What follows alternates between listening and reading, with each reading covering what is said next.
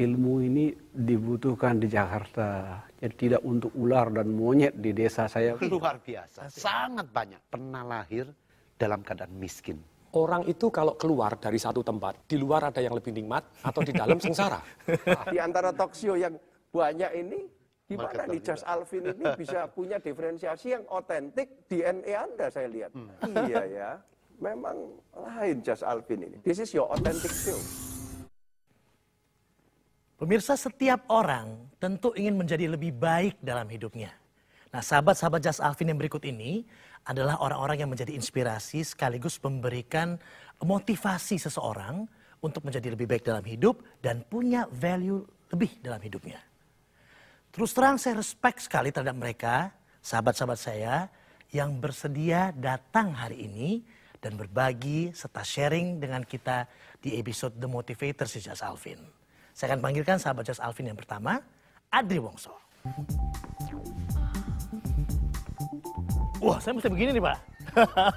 Kita mesti kungfu-kungfuan dulu kelihatannya. Luar biasa. Apa kabar, Pak? Luar biasa. Sehat? Sehat, luar biasa. Luar biasa. Jago kungfu soalnya. Jadi saya langsung mesti begini pakai gaya dulu. Oke, sebelum kita ngobrol ya, kita akan simak dulu yang berikutnya, silakan. Yuk.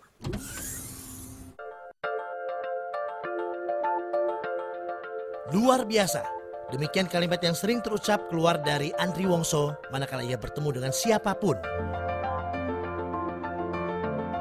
Namun sejatinya kalau kita telisik masa silamnya, perjalanan hidupnya memang luar biasa.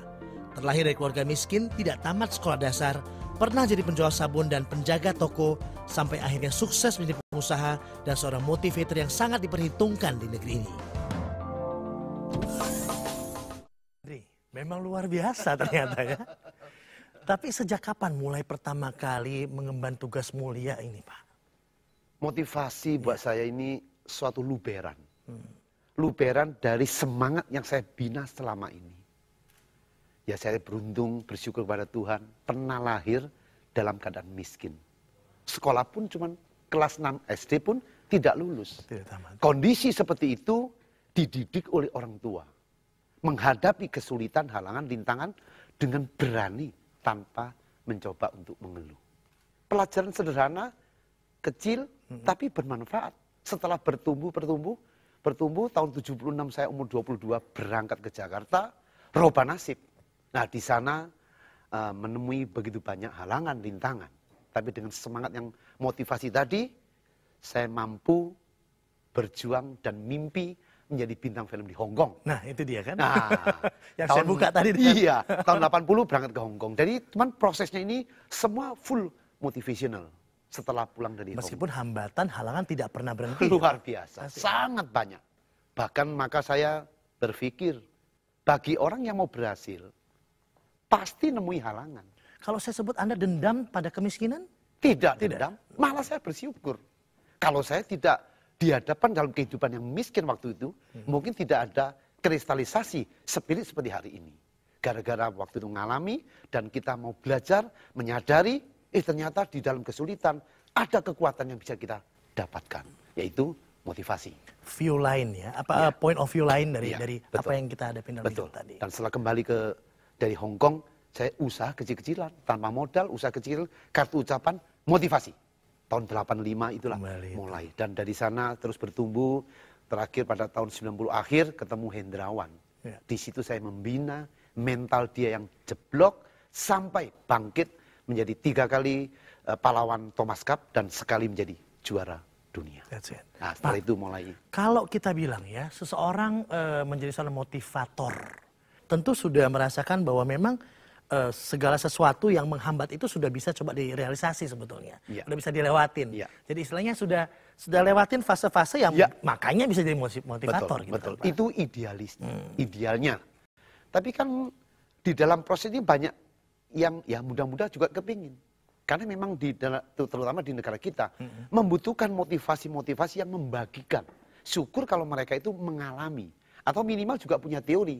Tapi yang penting adalah bisa nggak kita praktek.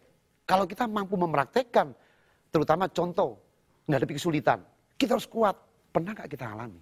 Kalau kita pernah mengalami kesulitan dan berjuang sampai berhasil pun tetap masih mau belajar, itu pantaslah kita harus kita jadi motivator, boleh saja. Dan Tapi itu memang harus begitu ya Pak, jalan untuk menjadi seorang motivator. saya kira harus seperti itu. Minimal menjadi contoh bagi dirinya sendiri. Diri sendiri. Dan diri sendiri lewatin dulu makanya tahu ya Pak. Iya, betul. Lebih kan Betul, kayak betul. gitu. Iya, Karena iya. dramanya Pak Andri Wongso ini kan luar biasa nih. Dari yang tadi kan Iya, sekolah SD tidak SDTT, tamat, nah. SDTT sampai TBS. TBS. Nah, itu dia kan. Tapi bisa sukses. Tapi bisa sukses. Saat Anda nganggur, punya mimpi, ternyata tidak jadi, diundur dalam waktu yang tidak ditentukan, jebloknya bukan main mental. Saat itulah saya belajar, oh hidup ini memang untuk mengajarkan kita. Selama kita menghadapi kesulitan, halangan, rintangan, tertekan pun, masih mampu mengatasi dengan jiwa besar, itu ilmu hidup yang paling mahal. Pak, boleh tanya Pak, berapa kali gagal dalam hidup? Saya tidak bisa menceritakan satu persatu. Yang jelas bagi saya setiap nilai kegagalan dan kesulitan itu hanya untuk menambah poin pengertian kita tentang sukses. Akhirnya sekarang saya tahu setiap sukses di sampingnya ada gagal. Di samping gagal pasti ada sukses. Untuk menjadi konsisten kita butuh belajar untuk mengembangkan diri. Maka saya sebut jika kita mengerti hukum ini, istilahnya membangun kaya mental, nggak akan takut halangan, rintangan, kesulitan. Gambar ke depan akan jelas. Saya mau ke sana. Siap bayar harga. Maka muncullah filosofi yang saya sebut, success is my right. Hak saya, hak Anda, hak semua yang sadar, yang mau berjuang. Selama kita mengerti hak kita untuk sukses, nasib pasti bisa berubah. Pasti bisa dirubah. Jangan lupa, setuju sekali Pak, dan jangan lupa memang itu berjalan beriringan ya. Beriringan. Dua itu, gagal dan sukses itu akan selalu ada. Maka tidak usah takut. Setiap orang yang mau berhasil siap bahwa ada pintu gagal di samping kita. Terus, maka arahkan setiap kali kita mengarahkan mental yang kaya mental. Apa sih kaya mental? Kedisiplinan, integritas, tanggung jawab, kemauan, kerjasama, kekompakan, ringan tangan, motivasi. Itu diarahkan setiap hari. Sedikit maksa. Kenapa?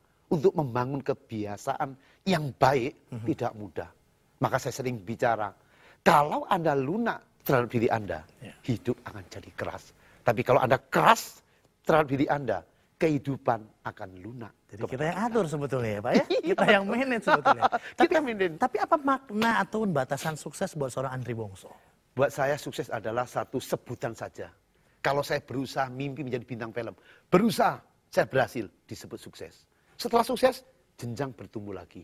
Sesuai dengan pikiran manusia, status mental, dia akan bertumbuh. Ya, jadi sekarang orang tanya, sukses? Ya sukses sebagian kecil. Masih ada lagi? Masih. Tujuan besar saya apa?